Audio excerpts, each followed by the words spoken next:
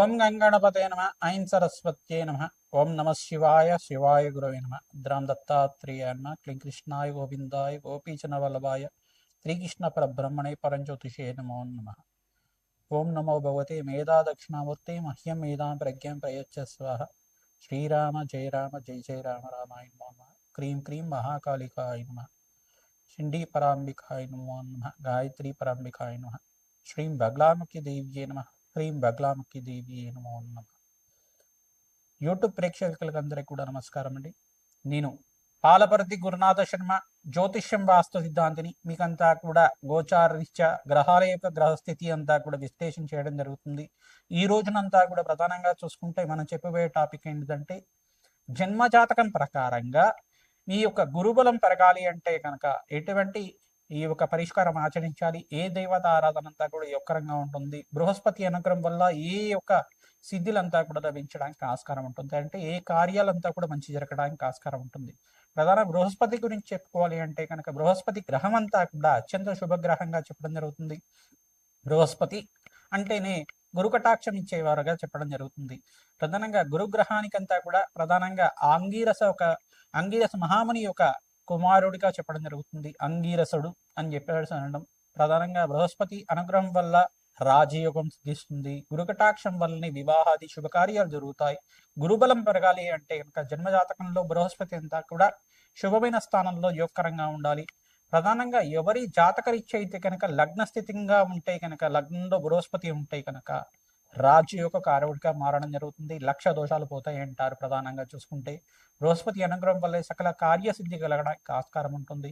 వివాహాది శుభకార్యాలు జరగాలన్నా, సంతాన యోగము, వంశాభివృద్ధి కలగాలన్నా, ప్రధానంగా శాస్త్ర విద్యకి, ప్రధానంగా చూసుకుంటే వేద పండితుడు కావాలన్నా, పాండిత్యం కలగాలి అన్నా, సకల శాస్త్ర విషాదుడుగా చెప్పడం జరుగుతుంది. బృహస్పతి అంతా కూడా చూసుకుంటే సకల శాస్త్ర ప్రావీణ్యుడిగా చెప్పడం జరుగుతుంది. దేవతల యొక్క గురువుగా చెప్పడం జరుగుతుంది. బృహస్పతి అనుగ్రహం వల్లనే రాజయోగం సిద్ధిస్తుంది. బృహస్పతి అనుగ్రహం వల్లే రాజ్య ప్రాప్తి కలుగుతుంది. సంఘంలో గౌరవం పెరుగుతుంది. గజకేసరి యోగం అంతా కూడా యోగం అని చెప్తారు. బృహస్పతి చంద్రుడు కలియుగతోటి శుభగ్రహాల్లో ఉంటే కనుక గజకేసరి యోగం అని సిద్ధిస్తూ ఉంటుంది. ప్రధానంగా గురుబలం తరగాలి అంటే కనుక ఏ యొక్క గ్రహస్థితికి అంతా కూడా అనుకూలత ఉండాలి. బృహస్పతి అంతా కూడా ఏ స్థానాల్లో ఉంటే అనుకూలత ఉంటుంది, ఏ దేవత ఆరాధన చేసుకుంటే శీఘ్రంగా గురుబలం పెరిగి వివాహాది శుభకార్యాలు జరుగుతాయి, గృహయోగం కలుగుతుంది, వాహన యోగం కలుగుతుంది, ఐశ్వర్య యోగం కలుగుతుంది, అష్టైశ్వర్య ప్రాప్తి కలుగుతుంది. మరియు వ్యాపారంలో కానీ, వృత్తిలో కానీ, రాజకీయంగా కానీ గురుబలం పెరగడం వల్ల ఎటువంటి కార్యసిద్ధి కలుగుతుందని విశ్లేషణ చేయడం జరుగుతుంది. బృహస్పతి అనుగ్రహం వల్లనే సకల కార్యసిద్ధి కలుగుతుంది. బృహస్పతి అంతా కూడా అత్యంత శుభగ్రహంగా చెప్పడం జరుగుతుంది, పుణ్యగ్రహంగా చెప్పడం జరుగుతుంది. బృహస్పతికి అంతా కూడా చూసుకుంటే లగ్న చక్రవశాత్తు లగ్న చక్రం నుంచి సప్తమ స్థానాన్ని వీక్షణ చేస్తూ ఉంటారు, పంచమ స్థానాన్ని వీక్షణ చేస్తుంటారు, నవమ స్థానాన్ని అంతా కూడా వీక్షణ చేస్తుంటారు. బృహస్పతి అనుగ్రహం వల్లనే కార్యసిద్ధి, కార్య జయం కలగడానికి ఆస్కారం ఉంటుంది. రాజయోగం సిద్ధిస్తుంది, అష్టైశ్వర్య ప్రాప్తి కలుగుతుంది, వంశాభివృద్ధి కలుగుతుంది.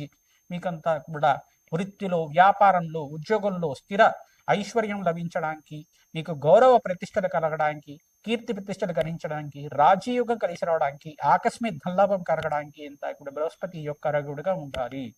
ప్రధానంగా ప్రతి ముహూర్త భాగంలో కూడా గురుబలం అనేది శ్రేష్టంగా ఉండాలి. ఈ యొక్క లగ్న చక్రవశాత్తు ప్రథమంగా అష్టమ శుద్ధి అని చూసుకుంటారు, పంచమ శుద్ధి చూసుకుంటారు, దశమ శుద్ధి చూసుకుంటారు. దాంతోపాటు బృహస్పతి కూడా ప్రాపగ్రహాలతో పాటు కలిసి ఉండకూడదు, యుతి కానీ కలియక కానీ దృష్టి కానీ ఉండకూడదు అని చెప్పేసి అంటారు. ముహూర్త భాగంలో ఇదంతా కూడా వస్తుంది. ప్రధానంగా జన్మ జాతకంలో చూసుకుంటే బృహస్పతి అత్యంత కీలకంగా చెప్పడం జరుగుతుంది. గురుబలమే శ్రేష్టంగా చెప్పడం జరుగుతుంది. వివాహాది శుభకార్యాలకి, గృహయోగాలకి, సంపదకి, ఐశ్వర్యానికి, మహాలక్ష్మి కటాక్షానికి, గురు కటాక్షానికి అంతా కూడా ఈ యొక్క బృహస్పతే కారణంగా చెప్పడం జరుగుతుంది. మేషాది ద్వాదశ రాశుల వాళ్ళకి జన్మజాతకం ప్రకారంగా బృహస్పతి ఏ యొక్క స్థానాల్లో ఉంటే యోగకరంగా ఉంటారు, బృహస్పతి అనుగ్రహం కోసం ఎటువంటి దేవత ఆరాధన చేసుకోవాలి, ఎటువంటి పరిష్కారం చేసుకోవాలి అంతా కూడా విశ్లేషణ చేయడం జరుగుతుంది. ప్రధానంగా బగలాముఖి దేవి ఆరాధన శ్రేష్టంగా ఉంటుంది. దత్తాత్రేయ స్వామి వారి నామస్మరణ మాత్రం చేతి గురుబలం పెరుగుతూ ఉంటుంది. ప్రధానంగా గురు చరిత్ర పారాయణ అంటే దత్తాత్రేయ చరిత్ర పారాయణ అంతా కూడా తరచుగా చేసిన వాళ్ళకి మంచి వివాహాది శుభకార్యాలు జరగడానికి ఆస్కారం ఉంటుంది.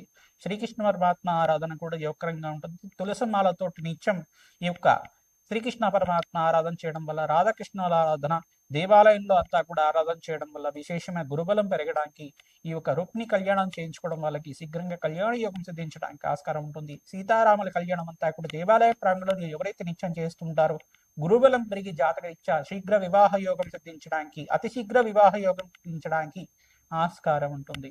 ప్రతినిత్యం కూడా శనగల మాలనంతా కూడా దత్తాత్రేయ స్వామి వారి మెడలో అంతా కూడా హారంగా చేసి మాలలాగా చేసి పసుపు రంగు వస్త్రాలతోటి విశేషంగా స్వామివారి పూజ చేయడం, అరటి పళ్ళని ఈ శనగలంతా కూడా నివేదన చేయడం వల్ల గురుకటాక్షం పెరుగుతుంది. ఆంజనేయ స్వామి వారిని అంతా కూడా విశేషంగా మూలమంత్రంతో అర్చించి వేద మంత్రాలతో అర్చించిన తర్వాత మన్యసూక్త పారాయణం చేయించి తమలపాకు పూజ చేసిన తర్వాత అరటి పళ్ళని చక్కెరకి అనే అరటి పళ్ళంతా కూడా స్వామివారికి నివేదన చేయడం వల్ల విశేషమైన పుణ్య ప్రాప్తి కలుగుతుంది, గురుబలం పెరుగుతుంది, అష్టైశ్వర ప్రాప్తి కలుగుతుంది. శ్రీరామ జయ రామ జయ జయ రామ రామ నామాన్ని ప్రతినిత్యం కూడా నామస్మరణ చేస్తూ ఉండాలి. తద్వారా గురుకటాక్షం పెరుగుతుంది. జయ గురు దత్తాత్రేయ. కన్యారాశి కన్యాలగ్న జాతకులకి ప్రధానంగా జాతకరీత్యా మీకు గురుబలం పెరగాలి అంటే ఎటువంటి పరిష్కారం ఆచరించాలి, యోగకరంగా ఉంటుందో తెలుసుకుందాం. సప్తమాధిపైన బృహస్పతి అత్యంత యోగకరంగా చెప్పడం జరుగుతుంది. ప్రధానంగా బృహస్పతి యోగకరంగా మారడానికి జాతకరీత్యా శుభమైన స్థానంలో యోగకరంగా ఉండాలి. లగ్నానికి పాపి అయిన బృహస్పతి అంతా కూడా సప్తమాధిపతి అయిన కారణంగా మీకంతా కూడా రాజయోగ కారణంగా మారుతుంది.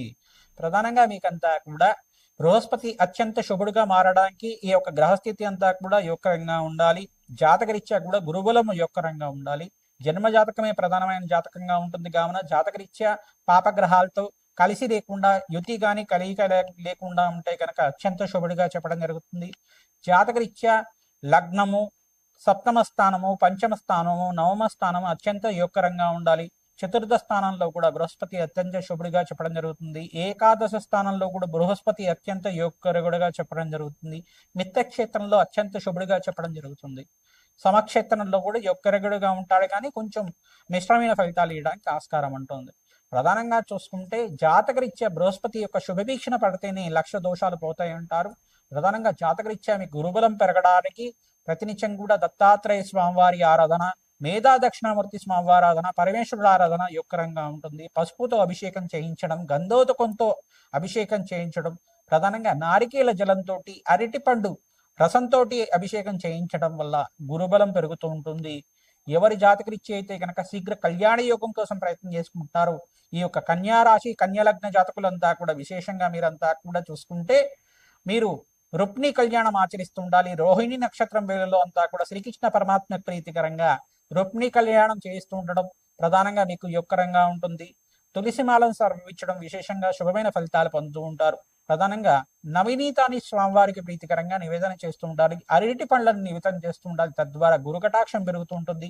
శనగలంతా కూడా బ్రాహ్మణత్వంకంతా కూడా తరచుగా గురువారం గురుహోరలో వస్త్ర సహితంగా పసుపు రంగు వస్త్రము, మంచి పంచ, మరి బృహస్పతికి అంతా కూడా ప్రీతికరంగా బ్రాహ్మణోత్వం అంతా కూడా సాక్షాత్ నారాయణ స్వరూపంగా భావించి దక్షిణ సహితంగా అంతా కూడా దానం చేసుకోవడం వల్ల, దత్తాత్రేయ స్వరూపంగా భావించి బ్రాహ్మణోత్మక అంతా కూడా దానం చేయడం వల్ల గురు కటాక్షం పెరుగుతుంది, గురుబలం పెరుగుతుంది. తద్వారా కార్యసిద్ధి, కార్యజయము, వివాహాది శుభకార్యాలు జరగాలన్నా, గృహయోగం సిద్ధి రావడానికన్నా, వ్యాపారంలో అభివృద్ధి కలగాలన్నా ఈ పరిష్కారం ఆచరిస్తూ ఉండాలి. విశేషమైన హోమాది కార్యక్రమాల్లో భాగంగా రాజశ్యామల హోమాది కార్యక్రమాలు, బగ్లాముఖి శాంతి హోమాది కార్యక్రమాలు, మేధా దక్షిణామూర్తి సహితంగా మూలమంత్ర సహితంగా జపము హోమాది కార్యక్రమాలు, దత్తాత్రేయ శాంతి హోమాది కార్యక్రమాలు ఆచరిస్తున్న వాళ్ళకి విశేషమైన గురుబలం పెరగడానికి ఆస్కారం ఉంటుంది. రాజయోగం కలిసి వస్తుంది. దత్తాత్రేయాయ స్మరణ మాత్రైన సంతుష్టాయ నమః నామాన్ని ప్రతినిత్యం కూడా జపాన్ని ఆచరిస్తూ ఉండండి. ప్రధానంగా దత్తాత్రేయ కవచాన్ని, దత్తాత్రేయ చరిత్రనంతా కూడా పారాయణం చేయండి. గురుబలం పెరగడానికి ఆస్కారం ఉంటుంది. శ్రీమాత్రయే నమః.